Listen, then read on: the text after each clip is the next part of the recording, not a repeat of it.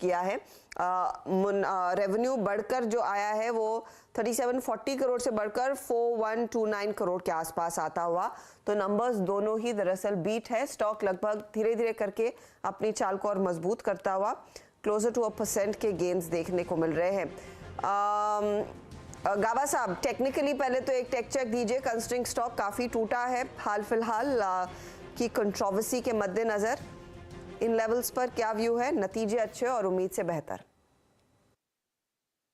Ambuja cement की बात करें, अंबुजा सीमेंट मैंने बाय दिया था पहले, कुछ दिनों पहले, आई थिंक थर्सडे को दिया था। मुझे ये स्टॉक बढ़िया लगता है।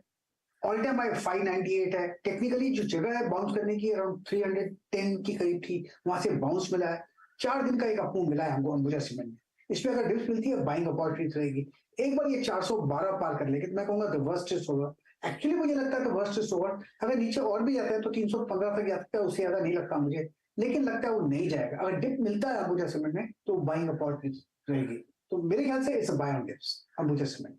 सीमेंट बाय ऑन डिप्स, और हर पैमाने पर दरअसल कंपनी ने अच्छा परफॉर्मेंस दिखाया है। प्रॉफिट और रेवेन्यू का आंकड़ा मैंने आपको पढ़कर बताया। अब आप देखिए बिट्टा लेवल 626 करोड़ तक का है बिट्टा। एक्सपेक्टेशन था ये 550 करोड़ पर आएगा, तो उससे काफी बेहतर ये नंबर है। मार्जिन के फ्रंट पर भी अनुमान यही था कि 13.5% तक मार्जिन रहेंगे, लेकिन उससे बेहतर कंपनी ने डिलीवर किया है। 15% के मार्जिन आ गए हैं। तो ऑफ कोर्स एक 61 करोड़ का एक मुश्त घाटा है, उसके बावजूद वो रेवेन्यू में प्रॉफिटेबिलिटी में हमने देखा और ऑपरेशन लेवल पर कंपनी का परफॉर्मेंस अच्छा होता हुआ दिखाई दे रहा है। इसीलिए वो स्टॉक करीब 2% ऊपर।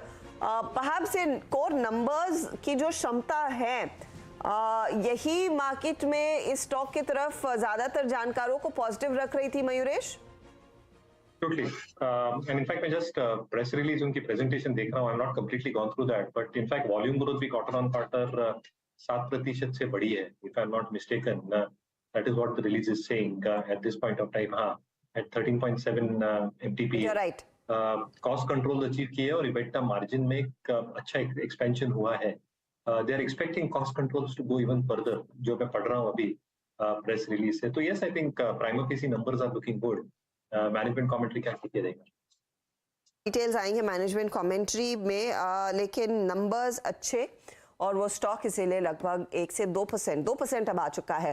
फटाफट रिएक्शन देखने को मिल रहा है। 13.7% तक के वॉल्यूम्स कंपनी ने डिलीवर किए हैं। That's nearly 7% up Q on Q basis पर। चले अंबुजा की बात आपकी स्क्रीन पर, स्टॉक को रिविजिट करेंगे आगे, लेकिन आज डीलिंग रूम में किन स्टॉक्स की सबसे ज्यादा चर्चा हुई है? यतन हमारे साथ है। यतन बताएं। दो स्टॉक्स जो आज फोकस में रहेंगे अर्षदा, एसबीआई और ऑब्वियसली यहाँ हमने देखा है रिजल्ट्स अच्छा है, लेकिन प्रॉब्ली ये अदानी ग्रुप का रब ऑफ इस स्टॉक पे आया, इसके लिए यहाँ करेक्शन हुआ। लेकिन डीलर्स बहुत कॉन्फिडेंट है, यहाँ काफ़ी लॉन्ग पोजीशंस आज बिल्ड कर रहे हैं वो अपने क्लाइंट्स के लिए, और डोमेस्टिक म्यूचुअल फंड्स यहाँ खरीदारी कर रहे हैं उनके हिसाब से। और उनको लगता है 560 से 570 के लेवल्स यहाँ थोड़े बहुत 2-4 दिन के होराइजन से आपको आने चाहिए। आज बीटीएसटी की ट्रेड भी वो यहाँ इस स्टॉक में ले रहे हैं। इसके अलावा दीपक नाइट्राइट, ये एक स्टॉक है, सुबह से वीक है, लगभग 2 से 3% की कट आपको दिखाई दे रही है। इसका प्राइमरी रीजन शायद ये भी होगा कि चाइना में जो फिनॉल स्प्रेड्स हैं, यानी जो फिनॉल केमिकल पे जो कंपनी बनाती है, इस पे जो मार्जिन हैं वो लगातार गिर रहे हैं, और शायद यहाँ आपको रिजल्ट्स में भी थोड़ी बहुत वीकनेस आएगी। तो रिजल्ट्स के पहले यहाँ फ्रेश शॉर्ट पोजीशंस बन रही हैं, और डीलिंग रूम्स को लगता है कि 1680 से लेकर 1700 के टारगेट्स यहाँ लोअर साइड पे आने चाहिए। थोड़ा बहुत यहाँ फ्रेश शॉट्स वो अपने क्लाइंट्स के लिए इनिशिएट कर रहे हैं। ओके, दीपक नाइट्राइट है शॉर्टिंग का आइडिया आपके स्क्रीन पर। दीपक नाइट्राइट को लेके आइएगा करीब 1780 पे। यस यतिन, बहुत बहुत शुक्रिया। दीपक नाइट्राइट में एक और फियर है, याद रखिएगा। आज करो तो फिर भी आई थिंक थोड़ा सा ऊपर है, लेकिन इसका एक लो था mid of July, in fact mid of CY22, वो करीब 1670 के रेंज में था। 1670, 1680, 1690 के रेंज में वो जोन टूटा तो शायद दिक्कत और बढ़ेगी, और इसने बिल्कुल भी पार्टिसिपेट नहीं किया है पिछले कुछ दिन के स्ट्रॉन्ग स्विंग में। मीनवाइल निफ्टी अगर आप देखें बिल्कुल फ्लैट, मतलब माफ़ कीजिएगा, करीब 17,700 की ट्रेजेक्टरी में फिर लौटता हुआ।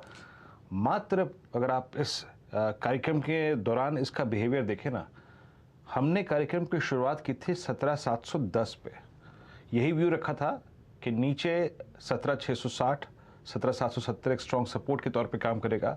लॉन्ग आपने पिक किया है तो 780, 790 के जोन में लिक्विडेट कीजिए। 780 का एग्जैक्टली इस कार्यक्रम के दौरान हाई लगाया, फिर कोलैप्स हुआ और 708 पे आता हुआ।